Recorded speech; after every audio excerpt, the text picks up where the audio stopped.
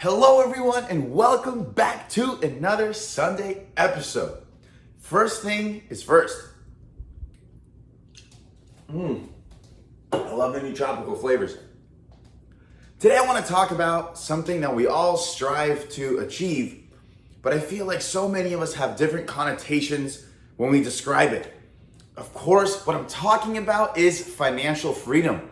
A lot of people say, I want to get rich and I want this and I want that. And I feel like the word I want to get rich has such a negative connotation to it because it kind of forces us to have a mindset and an outlook of, I need to keep doing this, this, and this to get rich. And then when we get rich, we think that equals happiness. But a lot of the time, unless we know how to manage our money, it actually ends up adding more stress.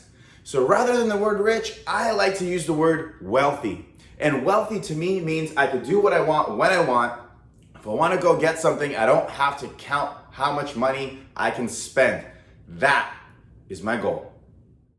If you want to be a millionaire at retirement with tax-free money, it really isn't that difficult. I understand that we all have different obligations financially, especially with everything that's been going on in the world recently. However, I want to introduce a very brief concept and show you how it works to help you guys become millionaires in the future. Now, this is not financial advice. I am not a CPA. I'm not trained in these things. This is something that I've learned through personal experience, through friends, through seeing it happen to me and my funds, and I want to share it with everyone. So this is for entertainment purposes only. A Roth IRA is a specific retirement account that we can add up to $6,000 annually into, and we cannot take money out until we're 59 and a half. We can, but there's a penalty, and we don't like penalties. Essentially what happens is every time you get a paycheck, you get money taken out for taxes, and you have a lump sum left over. Each month, you put some money into this account, and you invest it into an S&P 500 fund, which is essentially one stock, if you will. It's called an ETF, Exchange Trade Fund, and it's composed of the top 500 US companies. And over the decades, over the centuries, it's been proven to, yes, go up and down like this, but overall, it goes up at about 10% annual growth rate every year. And this is mind-blowing and powerful because it involves really no research. You don't have to really delve into the companies and what you're doing and what their balance sheets are and all these things. You just take a certain amount of money, automatically deposit it into every month. Now here's the cool thing. The 10% interest is an annual growth rate, meaning it happens every year. So let's make the math easy. You deposit $10,000.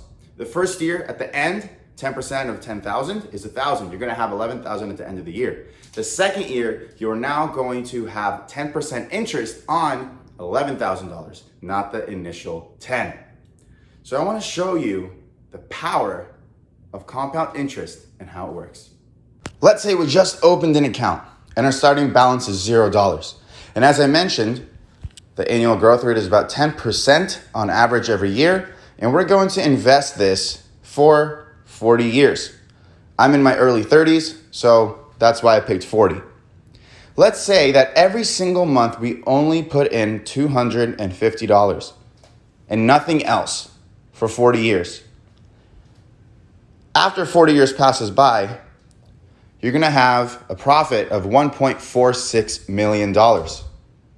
And this is about the compound interest that I was showing you earlier and explaining. Now let's say that we started later in life, which is still totally fine, and we actually only ended up doing 30 years of the same. We would have only $475,000 compared to the $1.46 million. Likewise, if we started, say, in our early 20s, say we're going for 50 years, you'd have 4.1. And that is the power of compound interest. And I don't know about you, but seeing those numbers with the minimal effort required, it's very intriguing. But before we start investing, there's so many other things we should do first, such as pay down high interest debt. We said that the S&P return is about 10% a year. So if your interest on your debt, for example, credit cards, is 18 or 20% or anything over 10%, you're actually losing money in the long run.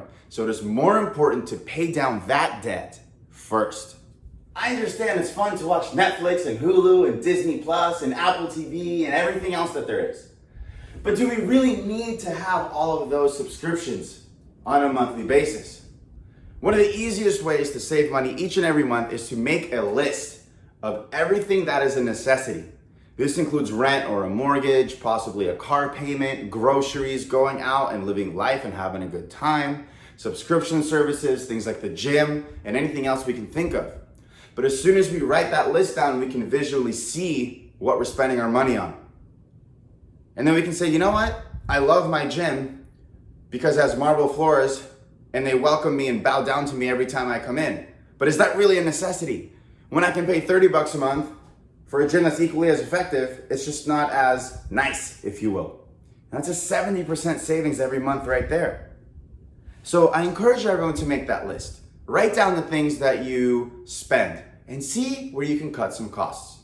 The last thing is an emergency fund. And before we start investing a penny, we have to make sure that we pay down all high interest debt and have an emergency fund.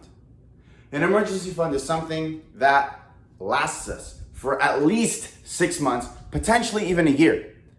Just go with what you're comfortable with. But essentially, this includes all of your living expenses so that if for some reason something unfortunate happens and there is zero income, you have the ability to survive for at least 6 months. And that's my spiel for today. Financial freedom is so powerful if we choose to have the right outlook. It's not about getting rich. It's about creating wealth so that we can do what we want and when we want it. As always, if you haven't subscribed and you're new, welcome. Thank you for stopping by. Hit that subscribe button. Slap me a thumbs up down there and let me know your thoughts. What are some things that you do that help you balance your financial balance sheet? Until next week, have a great time. Keep smiling, keep loving. We'll see you later.